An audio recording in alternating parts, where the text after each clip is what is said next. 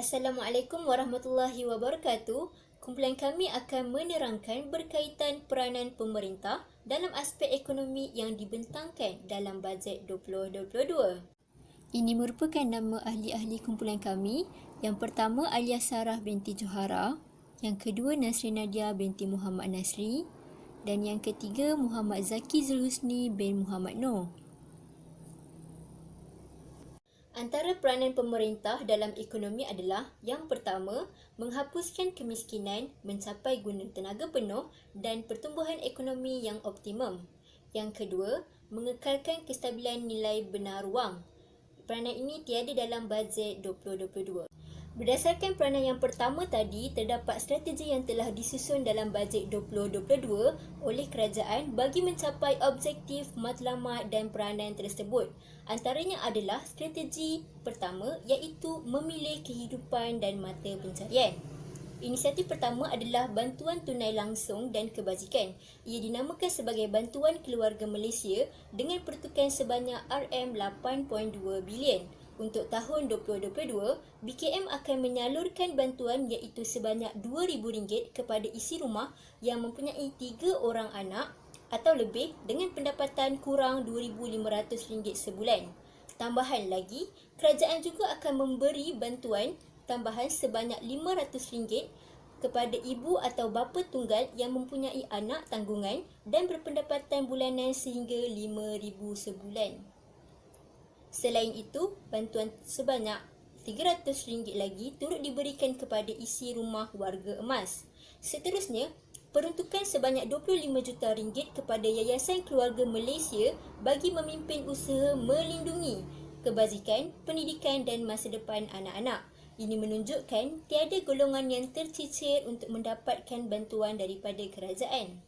Inisiatif kedua pula adalah akses kemudahan kesihatan awam. Seperti yang kita ketahui, sektor kesihatan merupakan sektor yang amat penting terutama sekali sejak pandemik COVID-19 melanda negara kita. Oleh itu, kerajaan akan memperuntukkan RM32.4 bilion kepada Kementerian Kesihatan bagi perbelanjaan mengurus dan pembangunan. Ia merupakan peruntukan kedua terbesar selepas Kementerian Pendidikan. RM4 bilion ditambah khusus untuk meneruskan agenda tangani COVID-19 yang mana RM2 bilion untuk membiayai program vaksinasi dan RM2 bilion lagi bagi tingkatkan fasiliti perkhidmatan kesihatan awam seperti pembelian bekalan ubat, bahan guna habis, PPE dan kit kesihatan. Selanjutnya, kerajaan juga bercadang untuk melaksanakan perolehan ubat antiviral yang didapati berkesan terhadap pelbagai virus termasuklah COVID-19 yang mana telah menjadi tanggungjawab seseorang pemerintah untuk menyediakan peruntukan ke atas penyelidikan bagi memutuskan rantaian COVID-19.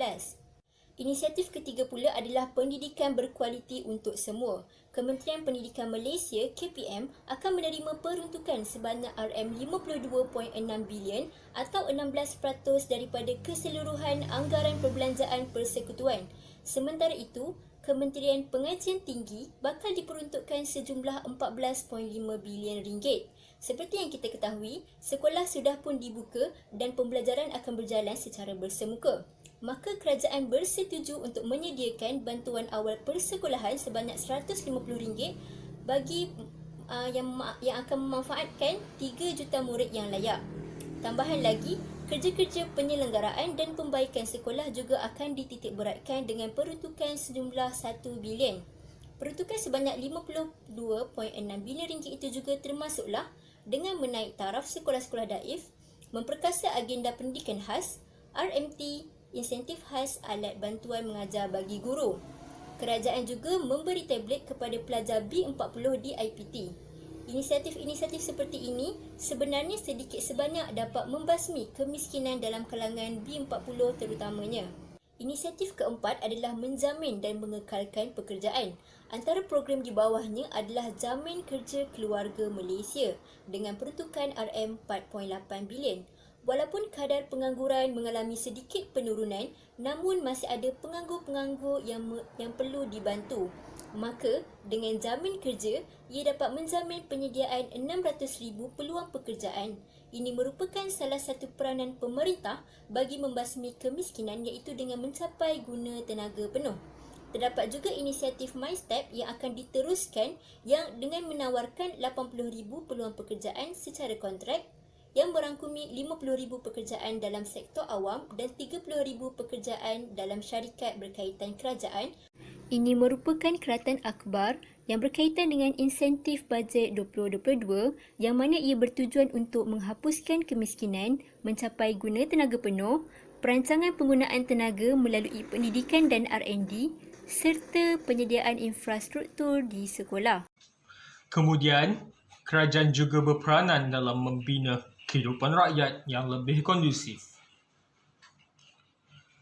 Di bawah strategi ini, kerajaan perlu menumpukan perhatian mereka dalam meringankan kos sara hidup rakyat, menggalakkan pemilikan rumah kediaman, akses kepada kemudahan pengangkutan, pembangunan infrastruktur luar bandar serta pertahanan dan keselamatan awam.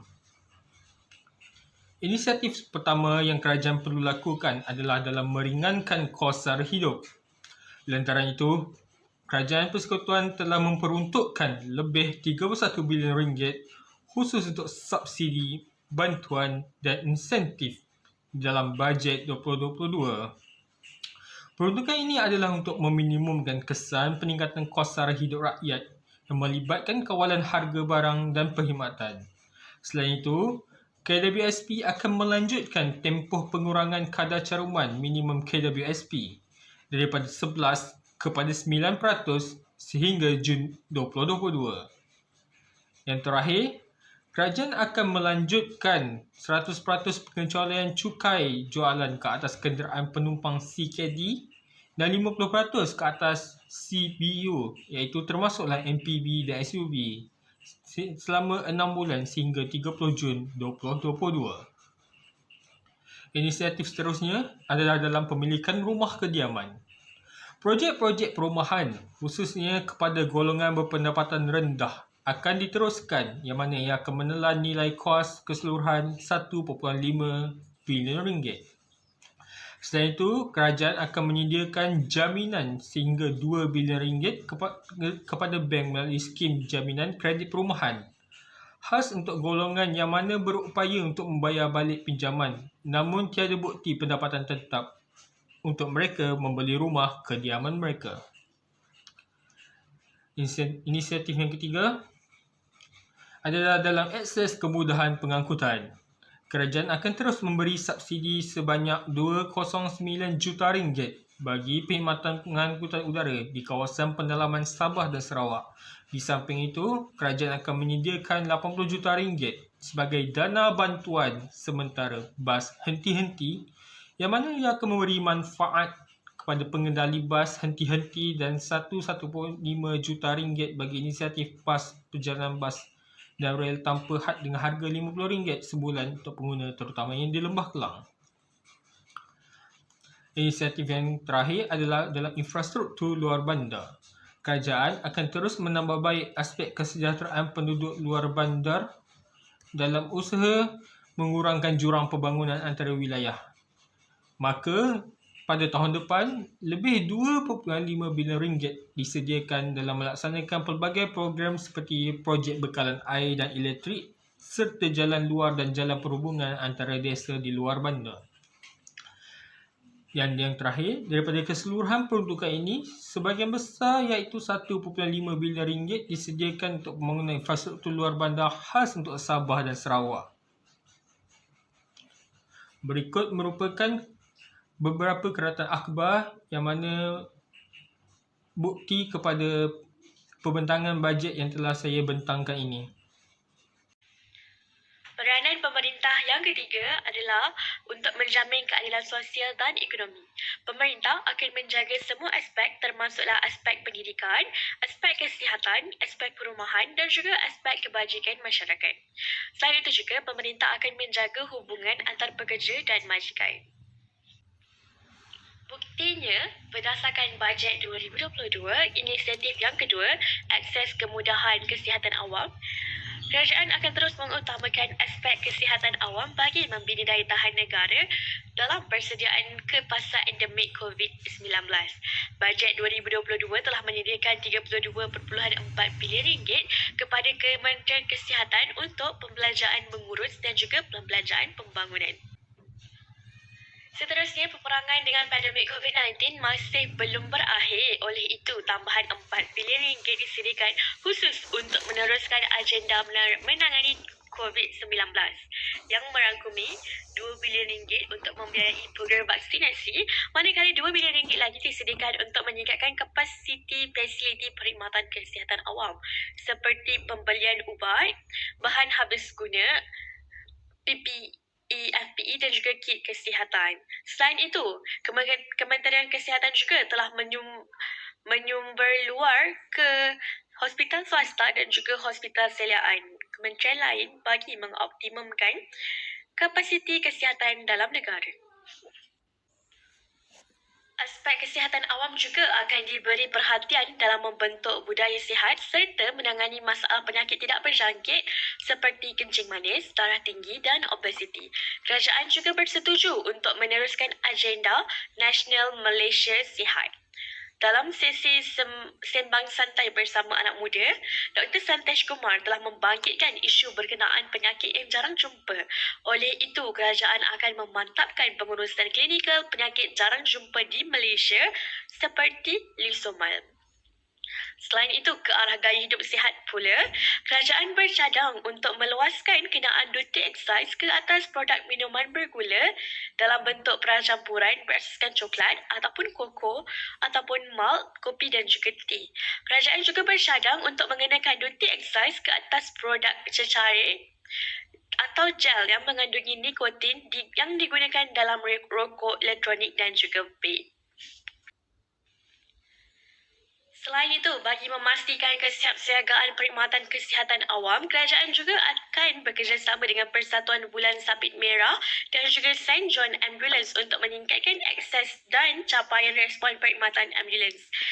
Seterusnya, kerajaan telah bersetuju untuk menyambung pelantikan secara kontrak lebih 10,000 pegawai perubatan pergigian dan farmasi selepas tamat tempoh wajib selama 2 tahun kepada maksimum 4 tahun untuk memastikan kesinambungan perkhidmatan dan sebagai persediaan pengajian kepakaran mereka. Seterusnya, untuk pendidikan pula, kerajaan telah datangkan dengan inisiatif yang ketiga, iaitu inisiatif pendidikan berkualiti untuk semua. Bajet ini bajet 2022 mengutamakan pendidikan sebagai segmen terpenting perbelanjaan negara. Kementerian Pendidikan Malaysia akan terus menerima peruntukan terbesar iaitu sejumlah RM52.6 bilion ataupun 16% daripada keseluruhan anggaran perbelanjaan persekutuan. Manakala Kementerian Pengajian Tinggi akan menerima peruntukan sejumlah RM14.5 bilion. Untuk tahun 2022, kerajaan bersetuju untuk menyediakan bantuan awal persekolahan sebanyak RM150, iaitu meningkat berbanding RM100 sebelum ini. Sejumlah RM450 juta diperuntukkan dan dijangka memanfaatkan 3 juta murid-murid yang layak.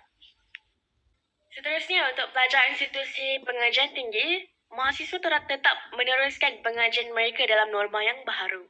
Bagi pelajar yang kurang kemampuan, ada kalanya mereka perlu meminjam peranti ataupun terpaksa ke pusat internet di pekan untuk membuat tugasan.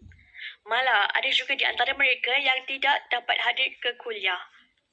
Bagi memastikan proses pengajian para pelajar B40 terus terpelihara, kerajaan dengan kerjasama syarikat telekomunikasi terpilih akan melaksanakan inisiatif Peranti Siswa Keluarga Malaysia bagi membekalkan sebuah tablet kepada setiap pelajar B40 di institusi pengajian tinggi.